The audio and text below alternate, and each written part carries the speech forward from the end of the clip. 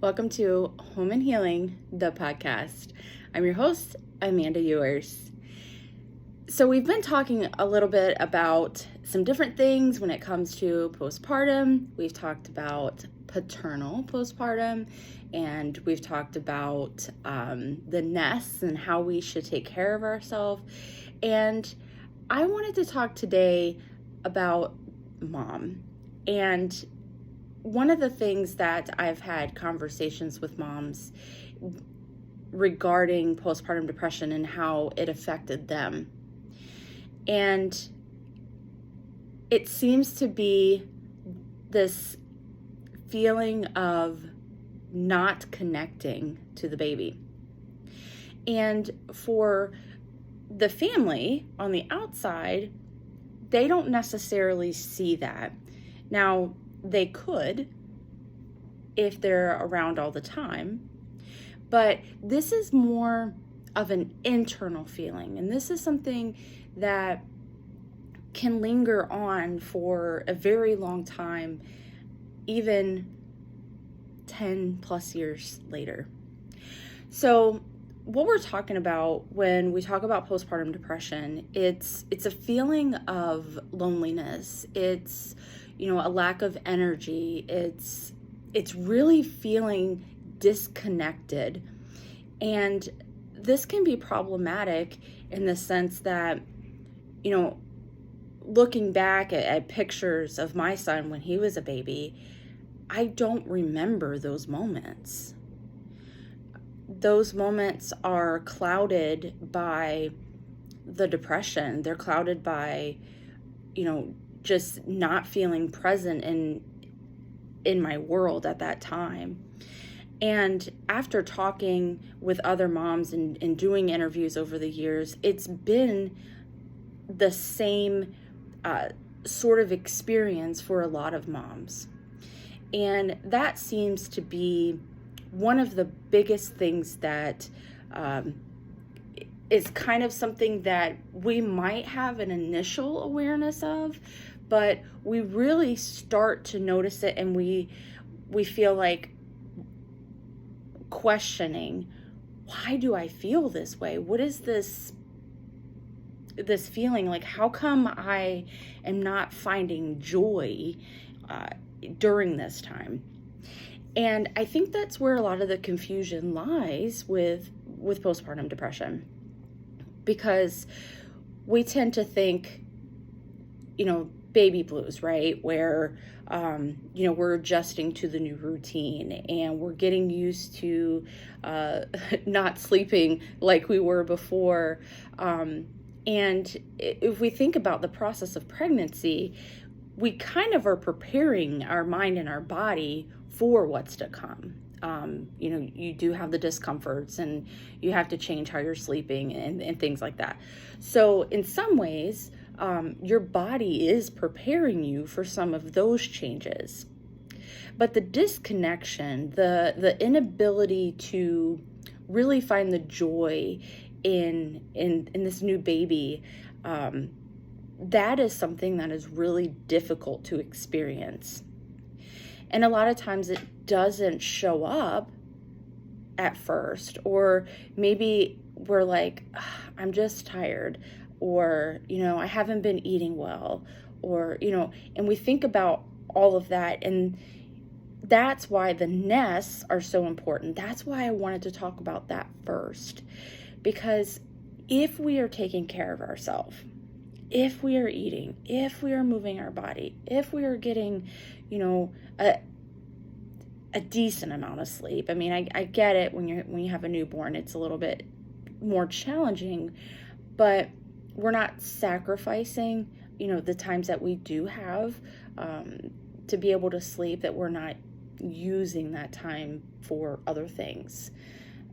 We'll talk about the 5-5-5 on a later podcast, but I really want you to take away from today that if you implement the nest system at any point in your life, whether it's postpartum, whether it's, just day-to-day nutrition, exercise, sleep, getting time for yourself, and finding your support. If all of those things are in place and you still feel like something is off, something is wrong, why am I holding this baby that I should be bonding with and I can't? That's when we need to have a conversation. That's when we need to reach out. That's what that support system is for. And so many times, and it breaks my heart, we don't ask for the help and we feel guilty that we're experiencing that feeling. And then we just try to hide it. We try to like push through it. And, looking back, it was almost a year. It was almost a year that I was battling. Just battling. And making excuses, not knowing the tools and the resources. And I had a good doctor. I had support system. I had those things in place, but it requires you to say, something is wrong. I just want to explore this more. Maybe it's nothing. Maybe it's just, I need to do a little bit of tweaks here and there, but maybe it's more. Just maybe. And I really just want you to look out for the women in your life, whether they bring home a baby or they don't. There's still a process. There's still a postpartum process. There's still this time period that we have to make sure we're doing okay. We have to check in with our dads and make sure that they're doing okay. And we can't just go through and carry the guilt and carry the shame and not asking for help, because that doesn't serve us and it doesn't serve the memories. It doesn't serve the legacy. Because it hurts to look back at my son's baby photos and not remember those moments. And I could get mad at myself and say, why didn't I get help? But instead, I'm taking that energy and I'm begging you to please check on your friends. Spend time with them. Really get to know them. And it's okay to mention, hey, how are you doing? How are you doing? How are you bonding? Doesn't it just light you up inside when you see them smile? And I struggled with that. I don't want that for anyone. It's painful. Even this many years later. So if you or someone you know is expecting, the biggest thing is to make sure that you're supporting them in taking care of themselves. Drop off a healthy meal.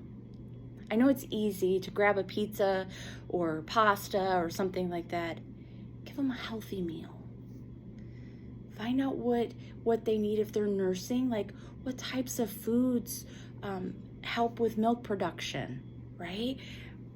Get them some tea or some sort of snack that would encourage that.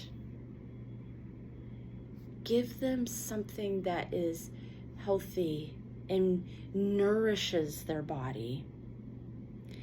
Drop by and offer to do a load of laundry. Say, hey, if you need a nap, you want to go for a walk, any of those things. And if you're not sure if someone needs to have a conversation, send them this video. Share, like, and subscribe. And you can find me at homeandhealing.com. And I look forward to sharing more and more with you. And I will be bringing guests in to share their stories. Thank you so much for being a part of Home and Healing, the podcast. Be well.